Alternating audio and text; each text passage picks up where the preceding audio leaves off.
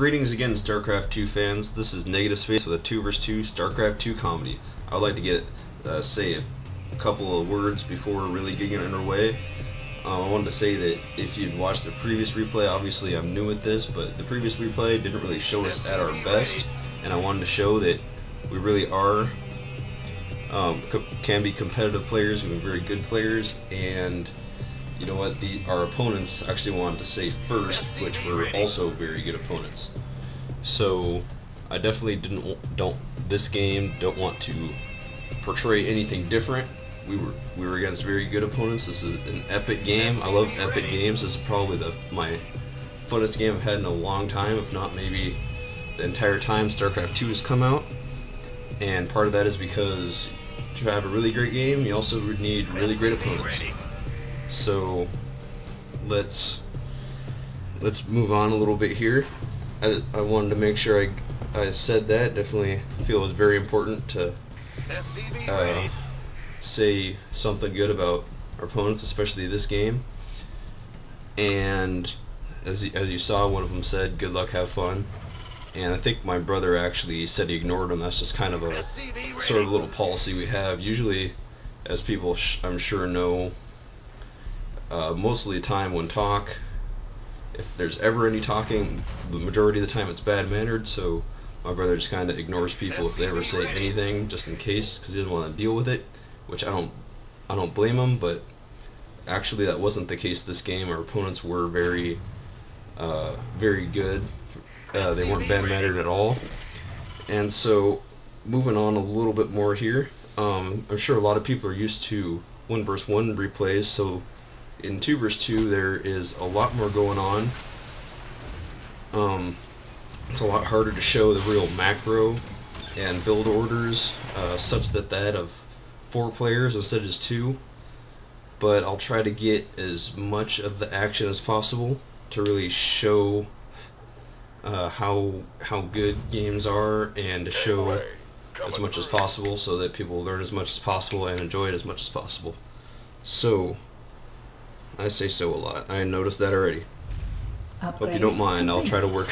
I'll always try to work on anything like that if you'll stick with me. So additional supply. Another thing. I just said it again. Anyway, another thing I wanted to say is, hopefully you have watched my previous replay. It wasn't very good quality, obviously. I'm still new at this. I'm trying to learn all these things, and I think I'm getting better at it. Certainly by the time these ones will be up, I think they'll be a lot better. So I hope you enjoy that. And thumbs up my stuff, and if you really want to, subscribe. Let me know you're out there, because otherwise I don't know. So I'd really like it if anyone would at least like my videos. Post comments would be great. I'd love suggestions, especially if you know on anything about recording or rendering anything. So obviously in this game I started out a little bit first person, so I wanted to talk a little bit without having to really deal with much. So I really wanted to show some of the early build order that I'd like to do. This is basically my standard build. And one thing I wanted to point out is obviously we're a fan of Husky. Husky's awesome. And we say that a lot in our replays, you'll probably notice. One thing you might notice is I'm not sure I did as much this game, but I tried to move my command center rally point a lot to try to line up the SCVs with SCVs that will be coming off of minerals. I don't know if that helps, but maybe it's just one way that I try to keep my micro down and my macro up, so that, well, not micro down, but you know what I mean. SCVs are under attack. And obviously I think like my macro already slipped a little bit because I had to go for a fast expansion, even though I got 3 barracks out. So usually we like to play aggressive, but one danger here is our opponents are dual Zerg. I didn't actually introduce him yet. I am TZvZZ. My brother is Paladin. He's the one I always play with. Our opponents are Trick Tickler and Swamp Donkey. So our opponents are moving out here with their army.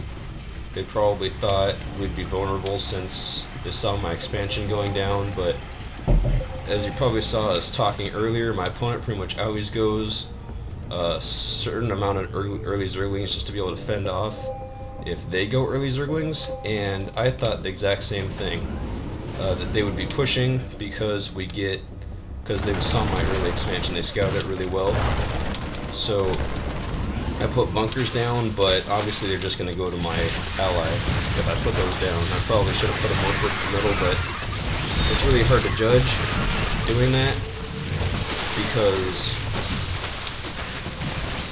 otherwise, if it's a Zerg player, they can really just run the Zerglings past anyways, so I was hoping it would deter them, but it didn't. They were really good and just went around. And here I am trying to come in, help out. My brother made roaches to counter their roaches. And this is really crazy. My opponent actually, one of our opponents hit some Zerglings over here out of range and turned them into banelings while we were distracted with the rest of the roaches. The problem is they just got pretty unlucky here that those roaches were in the way to buffer, or he would have taken out the rest of my Marines. Which Marines go down very easily to banelings, of course. So here we were on the back foot already, but I at least have an expansion up. Let's see, it looks like they must have attacked and expanded, which is always a really good idea. Once you get your opponent in a defensive position, you can usually expand very freely, and it's hard to push against a Zerg opponent because if they have a ton of larvae, they can just make an army as soon as you get there and be able to fend you off. So it's always hard to push back against a Zerg opponent unless you beat them hands down and have a ton of extra units left over. Let's see, I like to keep the production tab open so you can see what the other players are doing, so it's hard to keep track of what they're all doing. I'm using a lot of my resources. I don't really know what my brother's doing. I mean, I don't know Zerg at all. I basically pretty much only know Terran, so. But my brother is very proficient. Zerg, that's his main race, because obviously the previous replay was playing Terran, that was off race. And so I'm not really sure about any of the thinking behind Zerg at all, honestly. So he gets up army, which I love because, you know, having an ally with no army, that's not good. But I'm getting out lots of marauders. I don't know why. Where's my Marines? I must have put all my Marines in my bunkers, so that's where they all are. Sometimes I go sometimes I go 2 tech labs, 2 and 1 reactor, or I'll go 2 reactor, 1 tech lab, but it depends on how I really feel. We're going against 2 Zerg. I was scanning pretty regularly in this game because I needed to know if they're going Spires or quick Mutalisks. And that's why I get 2 reactors, because I don't want to get caught off guard and rushed with a ton of Mutalisks. That's another danger of pushing out, is if you push out, your opponent can just spawn a bunch of Mutalisks. Yep, there they are. And just be able to get over there, go just around your army and harass your worker line or take out key structures like reactors, and can really set a player back. So another thing I do now is something I do basically every time I'm playing a Zerg player. Is if I'm in my base, I split my army, we can see if they're pushing, so I can have Marines back here to deter any Mutalisk harass. I also make an engineering base, so I can have a few turrets. Another thing that's dangerous is if a player gets burrow roaches and just goes around your army and harasses buildings, workers, key units like queens. Let's see, our opponent has 2 queens as his main, one in his expansion. See, they're starting